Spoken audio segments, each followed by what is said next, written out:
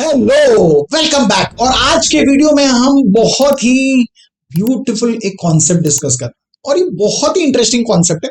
मैं ज्यादा बोलूंगा नहीं इस कॉन्सेप्ट के बारे में, हम डिस्कस करेंगे और कॉन्सेप्ट को डेवलप करते हैं। सो रेडी है? तो चलिए करते हैं।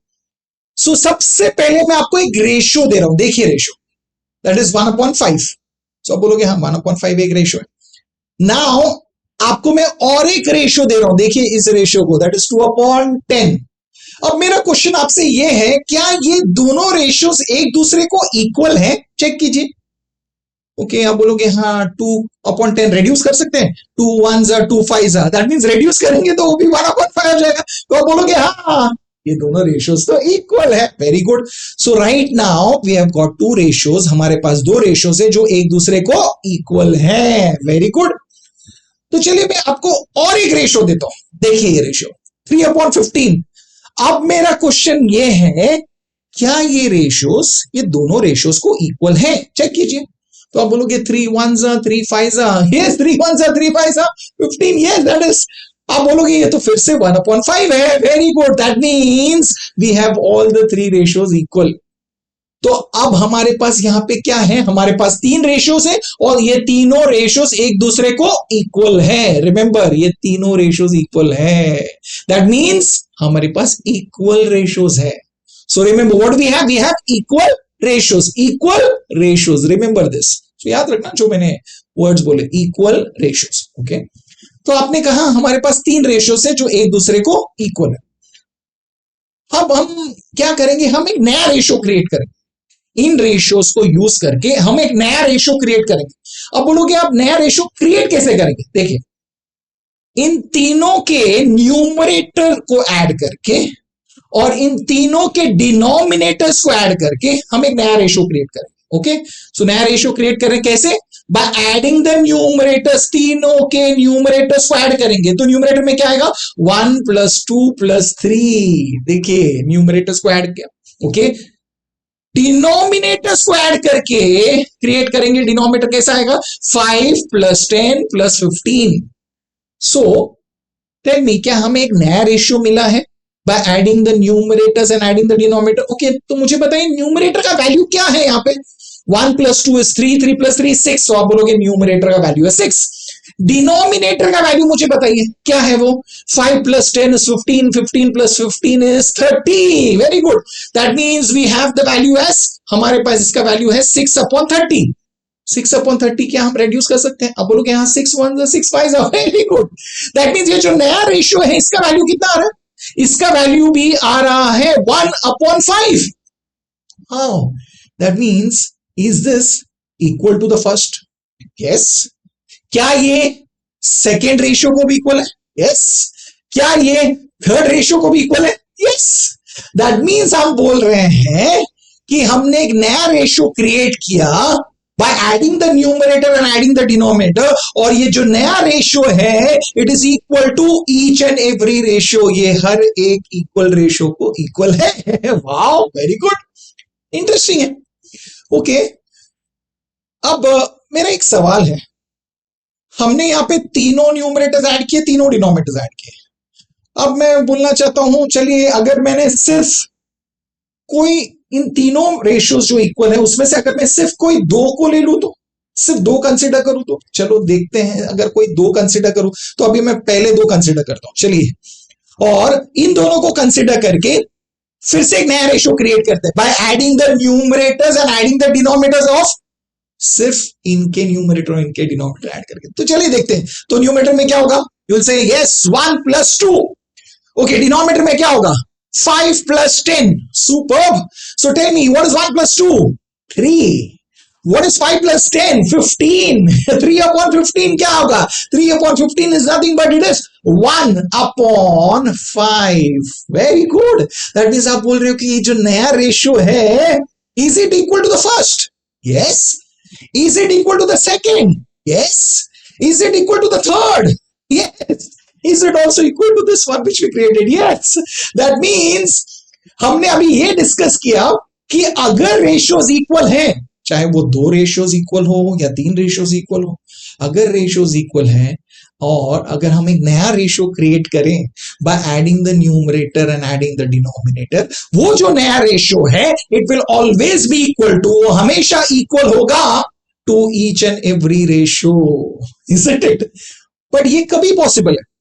ये सिर्फ तभी पॉसिबल है जो हमने स्टार्ट में देखा, कभी पॉसिबल है when the ratios are equal, when we have equal ratios. So ये जो कॉन्सेप्ट है जो हमने डेवलप किया है, हमने एग्जांपल लेके प्रूव किया है, सो हम इसे बोलेंगे थियरम है. बट ये थियरम किससे रिलेटेड है? Equal ratios. सो इसे हम एक नाम देंगे, yes, and it is called as theorem on equal ratios. What is the name of this concept? ये कॉन्सेप्ट है थियरम ऑन इक्वल रेशियोज. तो याद रखना, ये थियरम हम सिर्फ तभी अप्लाई कर सकते हैं अगर रेशियोज इक्वल है, चाहे 2 रेशियोज इक्वल हो, 3 रेशियोज इक्वल हो या ज्यादा ratio. So when we have 2 or more ratios equal, we can apply theorem on equal ratios. Is this concept clear? बढ़िया, बहुत इजी है. बट क्या हम प्रॉपर्टी को इस फॉर्म में लिख सकते हैं? तो नंबर से हम समझे ना. तो अगर हमें इसे प्रेजेंट करना है प्रॉपर्टी के फॉर्म में, तो हम कैसे लिख सकते हैं? Yes, let's write it that way. That means what have we learned? Let's say we have 2 ratios equal. हमारे पास 2 ratios equal. अभी नंबर फॉर्म में नहीं लिख रहा हूं, वेरिएबल फॉर्म में यूज कर रहा हूं. So I'm saying that if A upon B is equal to C upon D, एक रेशियो है A upon B और दूसरा रेशियो है C upon D. अगर 2 रेशियोज इक्वल है, we have equal ratios. So हमने क्या सीखा? हमने ये सीखा कि अगर हम एक नया रेशियो क्रिएट करें by adding the numerator, adding the denominator, मतलब क्या होगा? It will be A plus C upon B plus D. So अगर हम एक नया रेशियो क्रिएट करें by adding the numerator and adding the denominator, अगर हम ये करें तो ये जो नया रेशियो है, ये नया रेशियो किसको इक्वल? ये दोनों रेशियोज को इक्वल है. That means can we say it is equal to A upon B and it is also equal to C upon D, and that is what we just discussed. What is that? Theorem on equal ratios. So remember, याद रखना, ये ratio जो हमने देखा अभी, equal ratios जो है, right, और ये जो थियरम है, theorem on equal ratios, can only be applied when, yes, only when the ratios are equal. हम ये समझ गए. वाह. अब मेरे मन में एक सवाल है, पता नहीं आपके मन में है क्या? तो ये चेक कीजिए. ओके, आपने कहा सर अगर हम दोनों के न्यूमरेटर को ऐड करें, दोनों के डिनोमिनेटर को ऐड करें और एक नया रेशियो फॉर्म करें, तो वो रेशियो, वो इक्वल रेशियोज को इक्वल है. बढ़िया, हम समझ भी गए, राइट. सेम में आप बोलोगे अगर हमने दोनों के न्यूमरेटर को सब्ट्रैक्ट किया और दोनों के डिनोमिनेटर को सब्ट्रैक्ट किया, और अगर वो नया रेशियो मिला, क्या वो नया रेशियो दोनों इक्वल रेशियो को इक्वल हो सकता है? ओके, चलिए, इंटरेस्टिंग है, बहुत सिंपल है. ऑलरेडी हम प्रूव कर चुके हैं. और बोलोगे कहां पे? देखिए, हमने ऑलरेडी कर लिया है. It is a logical thing and it is a basic thing which we know. Let's say we consider the first 2.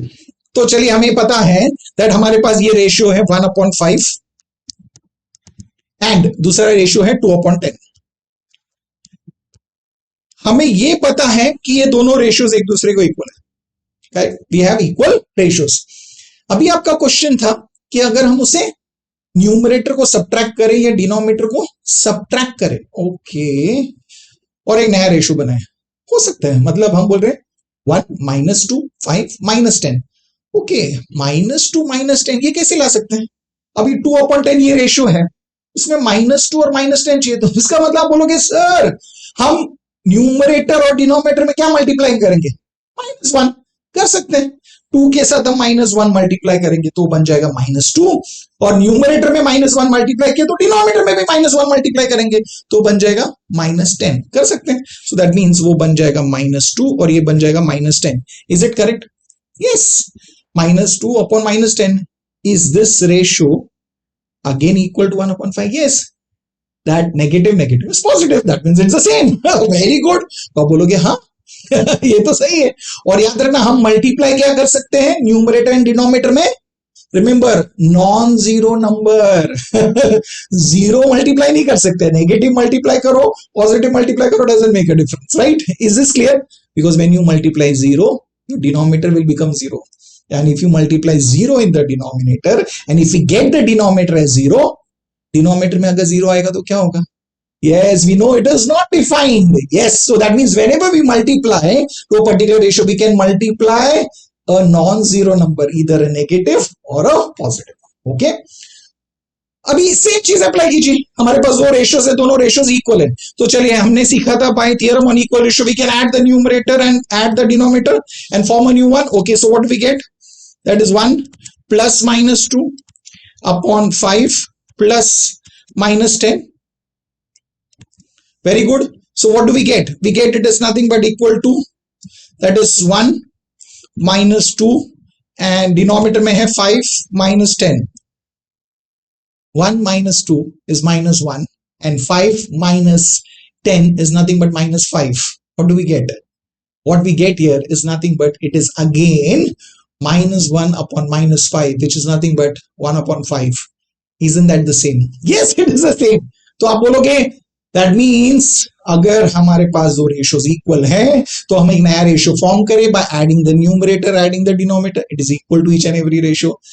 क्या हम उससे सब्ट्रैक्ट करें तो भी, but subtraction we know, subtraction is nothing but it is actually addition of the negatives. That's it. So it's the same concept. Did you understand that? Only thing is, remember, the denominator can never be 0, because if it becomes 0 then it is not defined. So was the concept clear to you? That is very very very interesting, isn't it? But याद रखना, ये हम सिर्फ तभी apply कर सकते हैं when the ratios are equal. And what is the name of this? This is theorem on equal ratios. So अभी आपको ये समझा ही होगा theorem on equal ratios. So if you have understood it, see it well, understand it, समझिए इसे अच्छे से और इसे प्रैक्टिस कीजिए. और हम कहीं ना कहीं इसे यूज करेंगे, कोई ना कोई सम में यूज होगा, कोई ना कोई प्रूफ में होगा, and it is going to be very interesting. So I'll meet you in the next video with another interesting sum.